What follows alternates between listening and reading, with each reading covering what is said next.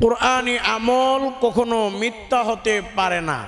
পবিত্র কুরআনুল কারিমে সবচেয়ে ছোট্ট সূরা সূরাতুল কাউসার, এই নিয়মে 7 বার পরে 7টি মরিচে ফু দিলে কি হয় আপনারা শুনলে জানলে অবাক হয়ে যাবেন, আশ্চর্য হয়ে যাবেন। প্রিয় ভাইয়েরা, প্রিয় মা বোনেরা, পবিত্র কুরআনুল কারিমে সবচেয়ে ছোট্ট সূরা হলো সূরাতুল কাউসার। এই সূরাতুল কাউসার এই নিয়মে আপনারা আমল করে পরে 7টি মরিচের মধ্যে ফু দিয়ে এই কাজ যদি করেন, এইভাবে যদি আপনারা মরিচে ফু দিয়ে এই মরিচগুলোকে যদি এভাবে করেন, তাহলে মনে রাখবেন আপনাদের পরিবার পরিজন থেকে অশান্তিগুলো দূর হয়ে যাবে, পরিবারের কলহ দ্বন্দ্বগুলো আল্লাহ দূর করে দিবেন, এবং আপনার যে দুশ্মনী করতে চায়, আপনার যে শত্রু আপনার ক্ষতি করতে চায়, তাদের জবান বন্ধ হয়ে যাবে।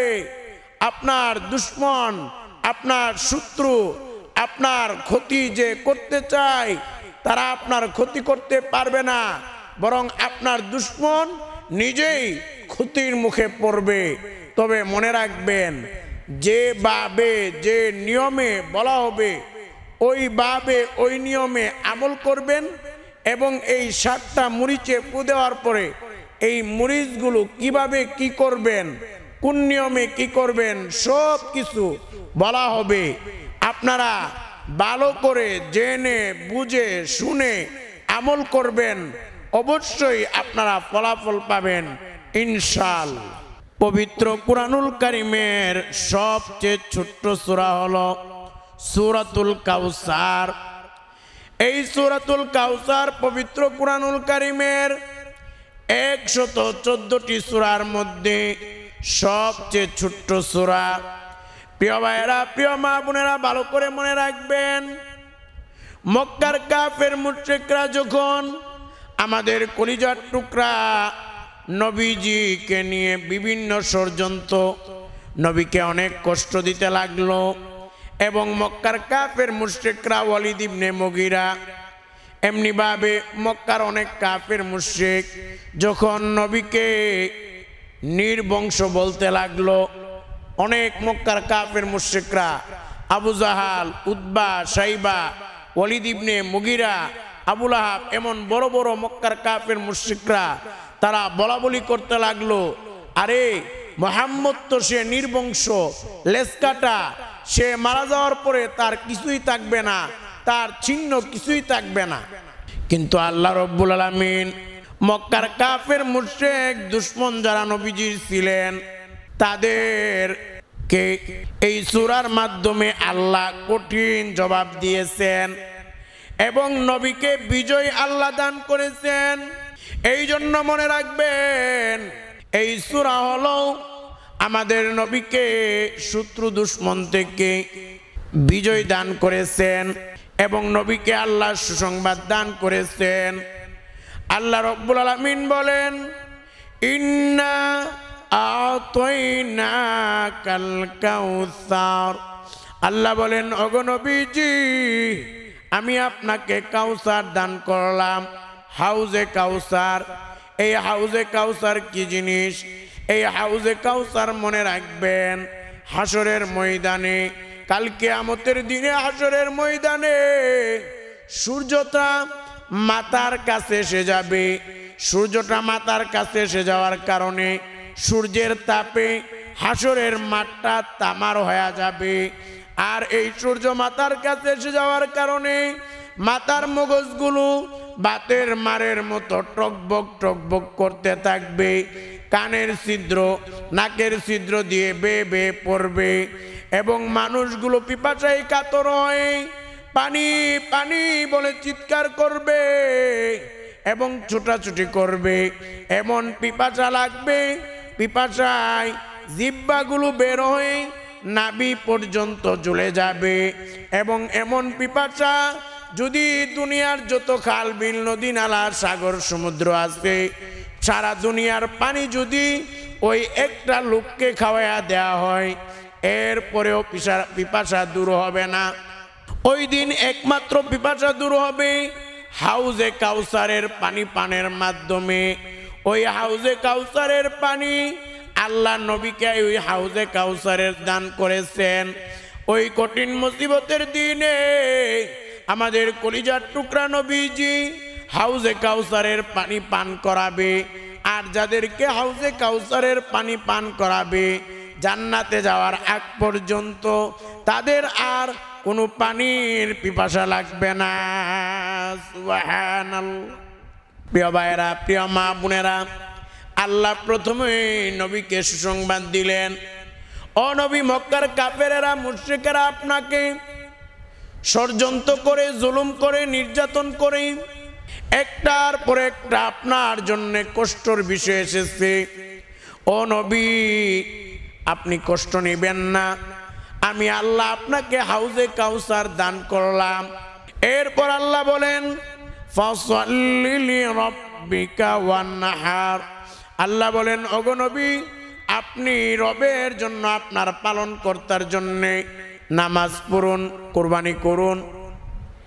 এরপর আল্লাহ বললেন, ইন্না শানিআকা হুয়াল আবতার। আল্লাহ বলেন, নবীজি, যেই কাফের মুশরিকগুলা মক্কার আপনাকে নির্বংশ বলে, লেজ কাটা বলে, তারাই হলো নির্বংশ, তারাই হলো লেজ কাটা। তাদের ধ্বংস দুনিয়াতেও হবে, আখিরাতেও হবে। কিয়ামত পর্যন্ত যত মানুষ আসবে মুমিন মুসলমান তাদেরকে ঘৃণা ভরে সহন করবে। প্রিয় ভাইয়েরা, প্রিয় মা বোনেরা, এই সূরাতুল কাউসার আপনারা কোন নিয়মে আমল করে পড়ে আপনারা 7টি শুকনা মরিচের মধ্যে ফু দিয়ে ওই মরিচগুলো কিভাবে কি করবেন সম্পূর্ণ নিয়ম কানুন আপনাদেরকে বলে দিব। প্রিয় ভাইয়েরা, প্রিয় মা বোনেরা, ভালো করে মনে রাখবেন, এই আমল করার জন্যে সর্বপ্রথম কাজ হলো আপনারা ভালো করে সুন্দর করে উজু করে নিবেন।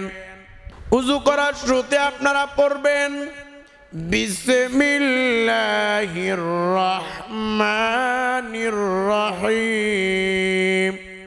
এরপর উজু শেষে একবার কালিমে শাহাদাত পড়বেন। কেন কালিমে শাহাদাত পড়বেন? কারণ আমাদের কলিজার টুকরা নবীজি বলেছেন, যদি কেউ উজুর শেষে একবার কালিমে শাহাদাত পাঠ করে আমার আল্লাহ ওই বান্দার জন্য জান্নাতের জন্য জান্নাতের 8টা দরজা খুলে দিবেন। হাসরের ময়দানে ওই বান্দা বান্দিকে আল্লাহ ডেকে ডেকে বলবে, এ বান্দা বান্দি, তোদের জন্য জান্নাতের 8টা দরজা খুলে দিলাম, যে দরজা দিয়ে খুশি জান্নাতে চলে যাও। সুবহানাল্লাহ। এই জন্য প্রিয় ভাইয়েরা, প্রিয় মা বোনেরা, আপনারা উজুর শেষে কালিমে শাহাদাত পড়বেন। না পারলে শিখে নেওয়ার চেষ্টা করবেন। কালিমে শাহাদাত এভাবে পড়বেন, আশহাদু আল্লা ইলাহা ইল্লাল্লাহু ওয়াহদাহু লা শারীকা লাহু ওয়া আশহাদু আন্না মুহাম্মাদান আবদুহু ওয়া রাসূলুহু। প্রিয় ভাইয়েরা, প্রিয় মা বোনেরা, উজুর শেষে কালিমে শাহাদাত পড়বেন। উজু শেষ করার পরে আপনারা পবিত্র জায়গায়, পবিত্র জায়নামাজে দাঁড়াবেন। দাঁড়িয়ে এই নিয়মে 2 রাকাত নফল নামাজ পড়বেন। 2 রাকাত নফল নামাজ পড়বেন, নিয়ত করবেন, আল্লাহ আপনার সন্তুষ্টির জন্য 2 রাকাত নফল নামাজ পড়তেছি। আমার দুশমনেরা ক্ষতি করে, এটাও মনে মনে একটু স্মরণ রাখবেন। তবে নিয়ত করবেন, আল্লাহ 2 রাকাত নফল নামাজ আপনার সন্তুষ্টির জন্য পড়তেছি। এরপর আপনারা 2 রাকাত নফল নামাজ পড়ে নিবেন। 2 রাকাত নফল নামাজ পড়ার পরে আপনারা দুরুদ পড়বেন। নামাজের দুরুদ 3 বার পড়বেন। এভাবে পড়বেন, আল্লাহুম্মা সাল্লি আলা মুহাম্মাদিন ওয়া আলা আলি মুহাম্মাদ كما صليت على إبراهيم وعلى آل إبراهيم إنك حميد مجيد اللهم بارك على محمد وعلى آل محمد كما باركت على إبراهيم وعلى آل إبراهيم إنك حميد مجيد নামাজের দুরূদ তিনবার পড়বেন পড়ার পরে আপনারা তিনবার এই দোয়াটি পড়বেন আস্তাগফিরুল্লাহ ওয়া আতুবু ইলাইহি আস্তাগফিরুল্লাহ ওয়া আতুবু ইলাইহি এটা তিনবার পড়বেন পড়ার পরে আপনারা পড়বেন কালিমে তৈবা একবার পড়বেন এভাবে পড়বেন লা ইলাহা ইল্লাল্লাহু মুহাম্মাদুর রাসূলুল্লাহ কালিমে শাহাদাত কালিমে তৈবা একবার পড়ে কালিমে তৈবার অর্থটা মনে মনে ভাববেন এবং 100% আল্লাহর প্রতি ইকিন এবং বিশ্বাস ঈমান রাখবেন এরপর আপনারা বিশেষ করে 60টি মরিচ নেবেন শুকনা মরিচ একটা বাটির মধ্যে নেবেন তবে আপনারা নামাজের আগেও এই মরিচটা নামাজের বিছানার পাশে রাখবেন একটা সাইডে যে কোনো সাইডে রাখবেন আপনারা এই আমলটুকু এতটুকু করার পরে আপনারা এই মরিচগুলো রাখবেন রাখার পরে আপনারা এইভাবে সূরা কাউসার 7 বার পড়বেন প্রথমত আপনারা পড়বেন এভাবে আউযু বিল্লাহি মিনাশ শাইতানির রাজীম বিসমিল্লাহির রহমানির রহিম ইন্না আ'তাইনাকাল কাউসার ফাসাল্লি লিরাব্বিকা ওয়ানহার ইন্না শানিআকা হুয়াল আবতার সূরা কাউসার আউযু বিল্লাহ বিসমিল্লাহ পড়ে পড়ার পরে এরপর বিসমিল্লাহ পড়ে আবার সূরা কাউসার দ্বিতীয়বার পড়বেন এভাবে করে করে বিসমিল্লাহ পড়ে পড়ে সূরা কাউসার 7 বার পড়বেন 7 বার পড়ার পরে আপনারা 60টি শুকনা মরিচ যে বাটিতে রেখেছেন ওই মরিচগুলোর মধ্যে 3 বার ফু দিবেন 3 বার ফু দেওয়ার পরে এই মরিচগুলো কি করবেন কিভাবে কোন নিয়মে কি করবেন বলবো তবে এই মরিচগুলোর মধ্যে ফু দেওয়ার পরে আপনারা আবার নামাজের দুরূদ 3 বার পড়বেন অথবা সংক্ষিপ্ত দুরূদও এখানে পড়তে পারেন সাল্লাল্লাহু আলাইহি ওয়াসাল্লাম এটাও পড়তে পারেন তবে নামাজের দুরূদটা পারলে পড়ে নেবেন 3 বার নামাজের দুরূদ পড়ার পরে আপনারা দুইটা হাত তুলে চোখের পানি ছেড়ে দিয়ে আপনারা আল্লাহর কাছে দোয়া করবেন দোয়াতে প্রথমে আল্লাহকে বলবেন 3 বার বলবেন ইয়া যাল জালালি ওয়াল ইকরাম ইয়া যাল জালালি ওয়াল ইকরাম ইয়া যাল জালালি ওয়াল ইকরাম 3 বার এটা আল্লাহকে বলবেন মোনাজাতে দোয়া ধরে বলার পরে আল্লাহকে বলবেন ওগো মালিক ওগো আল্লাহ আমার জীবনের সব গুনাহগুলো মাফ করে দাও আমার মা বাবা আমার দাদা দাদি আমার নানা নানি শ্বশুর শাশুড়ি আত্মীয় স্বজন আপনজন সকলের গুনাহগুলো মাফ করে দাও এভাবে করে করে গুনার জন্য ক্ষমা চাইবেন এরপর আপনি আল্লাহকে বলবেন আল্লাহ যদি আপনার মা দুনিয়াতে না থাকে বাবা না থাকে তাহলে আল্লাহকে বলবেন ওগো মালিক আমার জনম দুঃখিনী মা দুনিয়াতে নাই আমার বাবাও দুনিয়াতে নাই 3.5 হাত মাটির নিচে অন্ধকার কবরের দেশে শায়িত আছি ও মালিক আমি জানি না আমার বাবার কবরে আমার মায়ের কবরে কি হালতে আছে না জানি জাহান্নামের আগুন আমার মাকে দাউ দাউ করে জ্বালাইতেছে না জানে জাহান্নামের আগুন আমার বাবাকে দাও দাও করে জ্বালাইতেছে, না জানি জাহান্নামের সাপগুলো জনম দক্ষিণী মাকে দংশন করতেছে, আপনজনকে দংশন করতেছে। এভাবে করে করে আপনার মতো আপনি করে, আমি তো বললাম, কিন্তু আপনি আপনার মতো করে বলবেন। আপনার মা বাবা না থাকলে তাদের জন্য দোয়া করবেন, বলবেন আল্লাহ আমার মা বাবাকে মাফ করে দেন, আমার মা বাবার কবরটাকে জান্নাতের বাগান বানায়া দেন, আপনজনের কবরগুলোকে জান্নাতের বাগান বানায়া দেন। এরপর আপনি আল্লাহকে বলবেন, ওগো আল্লাহ, আমার অনেক দুশমন আছে, আমার ক্ষতি করতে চাই, পরিবারের মধ্যে আমার এমন লোক আছে যারা আমার ভালো চায় না, পরিবারের মধ্যে আমার স্ত্রী আমার কথা শুনে না, আমার সন্তানগুলো আমার কথা শুনে না। আল্লাহ, যারা আমার দুশমন আছে, শত্রু আছে, আল্লাহ তাদের দুশমনি থেকে আপনি আমাকে হেফাজত করেন। ওগো আল্লাহ, পরিবারের যারা আমার কথা শুনে না অবাধ্য, তাদেরকে আপনি বাধ্য করে দেন।